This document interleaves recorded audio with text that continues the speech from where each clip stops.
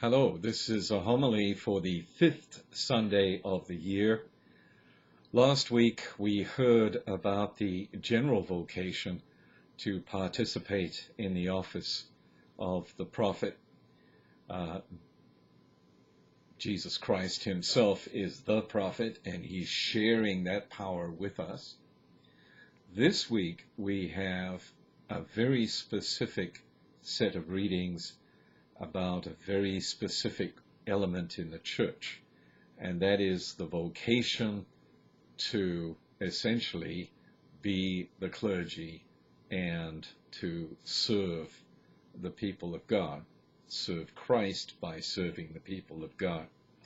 So we start with the reading from Isaiah 6, which is the well-known experience of the vocation of the prophet Isaiah. First of all, he sees the great glory of God. So he knows that he's not simply dealing with a daily experience, a whim that has just entered his head in some way, but in fact he sees the whole temple, and again it's very significant that it's the temple where he experiences this. The temple is very much the center of the Old Testament people of God, just as today any celebration of Eucharist would be the celebration of the presence of God. Anyway, here you have Isaiah realizing something incredibly special is happening, and he knows that he is, quote, a man of unclean lips, living among a people of unclean lips. The standard pastoral problem that the priest has is a sinner, and the priest has to serve sinners. So how does this priest function? Well, on the one hand, we are purified to some extent, depending again on the sacraments and on our own work to be purified. And here it's taken up in terms of a seraphim flying to Isaiah, carrying an ember in a pair of tongs, and he touched his mouth with it and says, "See now, this has touched your lips. Your wickedness is removed. Your sin is purged." Only someone who is freed from sin is able to pass on the truth of God, whatever the truth happens to be. And then, once he has been purified, and again, we are very conscious of this, those of us who have the priestly vocation, once he is conscious of this second step in his vocation, he hears the voice of the Lord saying, "Whom shall I send? Who will go for us?" And he says, "Here I am, send me." So we're celebrating a absolutely quintessential vocation in the Old Testament, and essentially this sets up the expectations that we should have for any other vocation.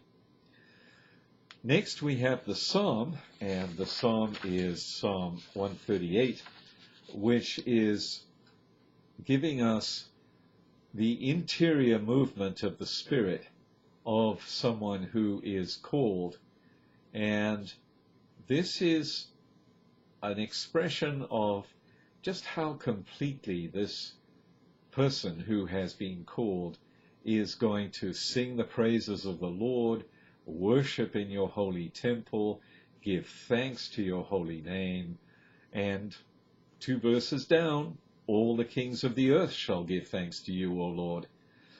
If we tie this with the first reading, we see that the one who has the vocation to be sent by God is going ultimately, as the psalm says, to all the kings of the earth, because in fact the whole earth has to hear this glorious news. Acknowledgement in the last verse, your right hand saves me. Only God can purify us, and that's why we have the sacraments. We have a very clear theology of what penance is and what that means for us in terms of purifying us. But all of this is done because the Lord is kind, and he does not, last line, forsake the work of his hands.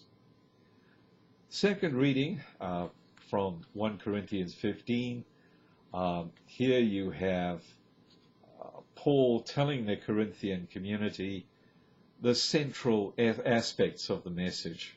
And it's first of all that Christ died for our sins in accordance with the Scriptures, that he was buried, and he was raised on the third day in accordance with the Scriptures.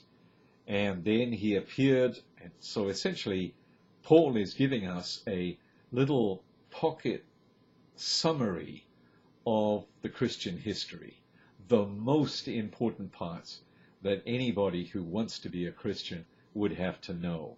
He appeared to Cephas, then to the 12, and after that he appeared to more than 500 brothers at once. He appeared to James, then to all the apostles. Lastly, he appeared to me, being Paul, obviously. But basically, you've got all the elements of the life, death, and resurrection of Jesus Christ, and this is the main part of what Paul has been offering to the Corinthian community right through his work with the community. Now, from there we go to the Gospel, which is Luke chapter 5, and here you have, again, a call, and it's the call of Simon, and let me get the next page.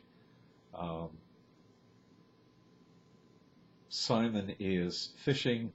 He has found nothing overnight in the fishing, and yet Jesus sees him and says, put down your nets there, literally, and so they pull up the nets and they're full. And so they signal to their partners in the other boats. Peter recognizes there's something absolutely phenomenal that has happened here and says, depart from me, Lord, for I am a sinful man.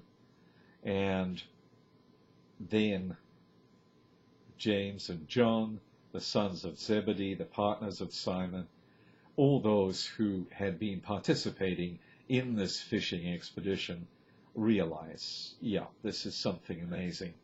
And Jesus says to Simon, don't be afraid. From now on you will be catching men.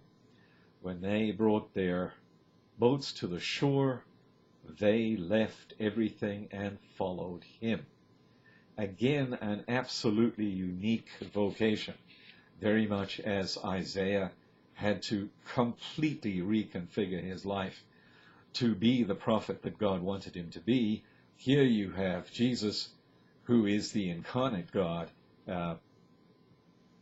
literally calling these fishermen and making them fishers of men. So he envisages a mission beyond simply his own mission. And we read that with the other texts as being a continuation of the church and a continuation of this outward thrust that we really have a phenomenal truth to share. And we share it because, first of all, it's true. Secondly, it's a saving truth. And thirdly, it means that people who accept this truth and become committed to it are able to offer worship to God in a worthy way. Thank you very much.